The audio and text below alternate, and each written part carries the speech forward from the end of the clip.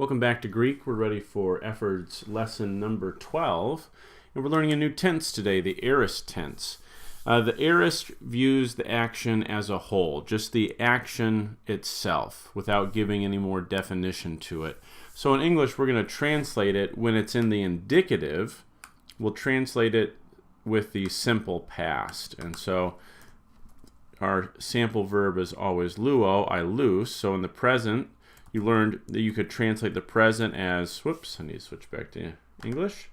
You could translate luo as I loose, I am loosing, or I do loose.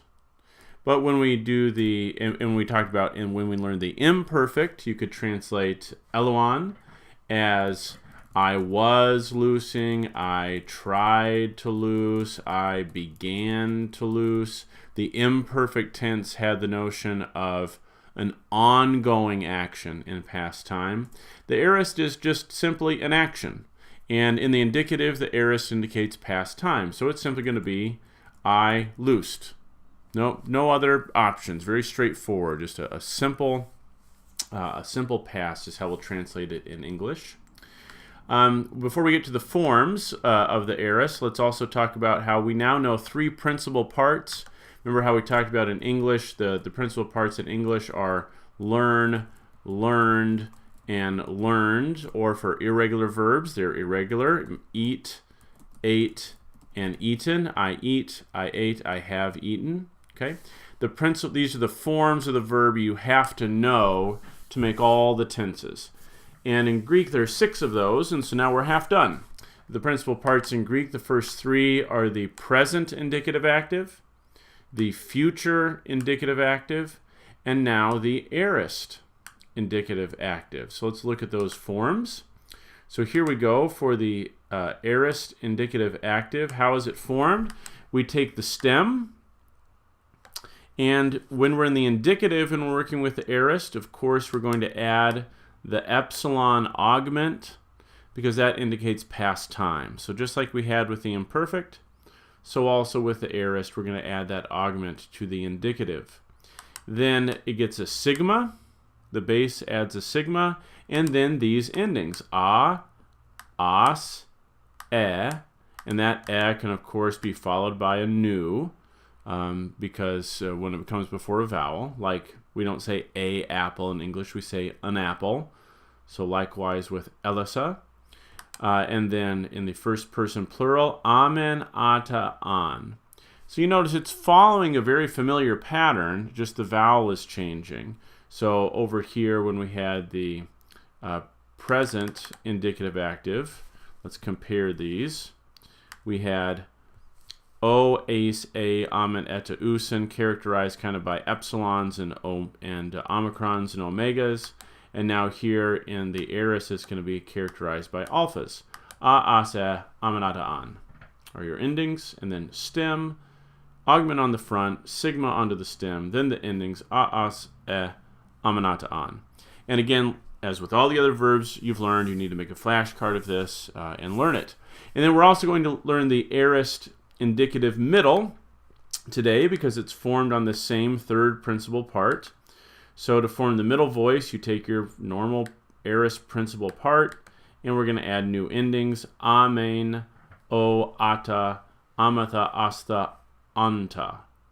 So again, similar to what's going on in the future and in the present indicative active, but a bit different as well. So amen, o, ata, amatha, asta, anta. We are also going to learn the 2 infinitives. I should write those down for the middle voice and the active voice as well. So the aorist infinitives.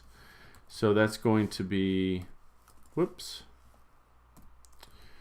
Loosai is to have loosed, right? To have loosed, aorist participle active voice. And lisasthai, to have loosed for myself. That's only the middle voice. Again, just as we had with the future, this elisamen eliso, elisata, elisamatha, elisista, elisanta. It's only the middle voice. Only the middle voice. The passive voice over here, as you can see, will be formed on a different principal part.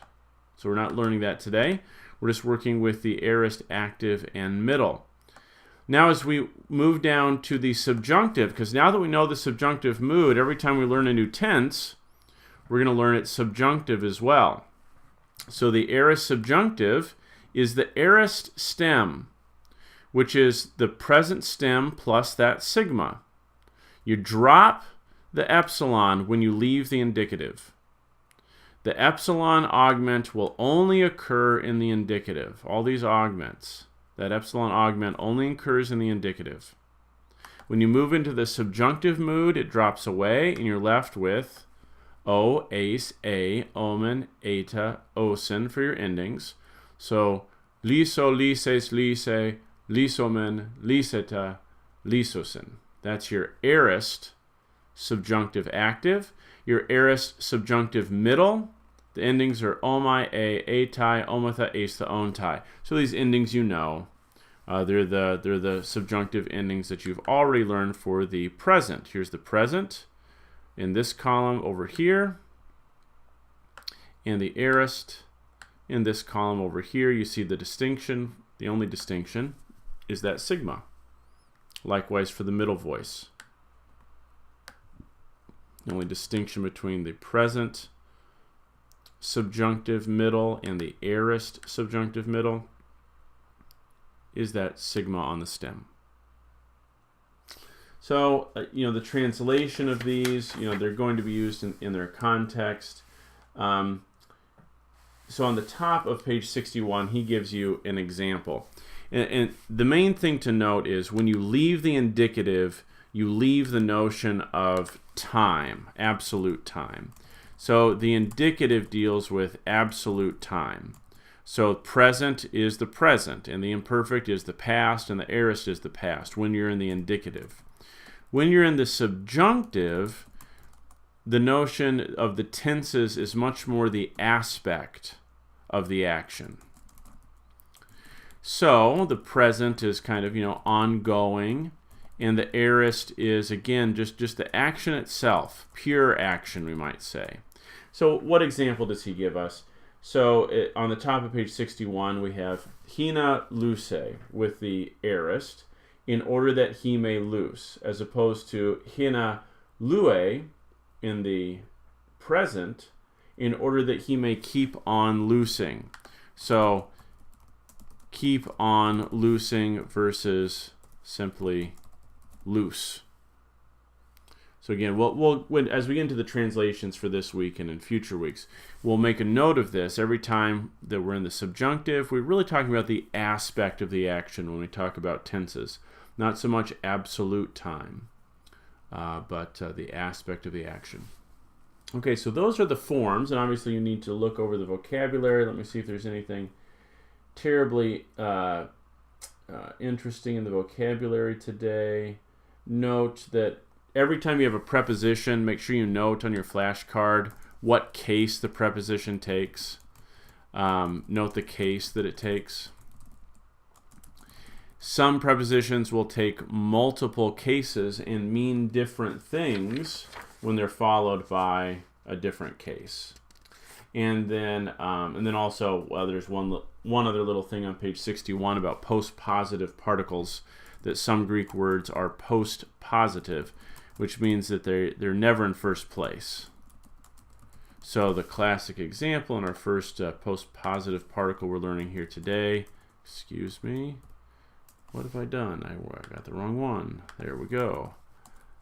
Is hada, or da is the particle, means but or and, but it's never first. And so you would have hada and then whatever, hada lagos. You would never have da halagos. Da always comes second in its clause. Okay, I think that's all we need to do for lesson 12 itself. A lot to study this week. So two big forms over here. Well, really 4 forms, isn't it? Because we've got the aorist indicative active, aorist indicative middle, and then also the aorist subjunctive active and the aorist subjunctive middle. So plenty of stuff to make cards for and study, as well as the vocabulary. Spend a day or two on that before you come back to the next video and do the translations.